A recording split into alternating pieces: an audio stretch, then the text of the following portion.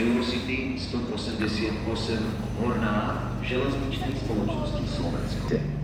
Osobný vlak železničnej spoločnosti Slovensko smer Moldava nad Bodvou mest. Pravidelný odchod 22 hodín 25 minút stojí pri nástupišti 3 Koľaj 2. Osobný vlak železničnej spoločnosti Slovensko smer Moldava nad Bodvou. Pravidelný odchod 22 hodín 25 minút stojí pri nástupišti 3 Koľaj 2. Veľká Ida, Cestice, Čečejovce, Mokrance, Moldava nad Bodvou a Moldava nad Bodvou. Mesto pravidelný odchod 22 hodín 25 minút stojí pri nástupišti 3 Koľaj 2.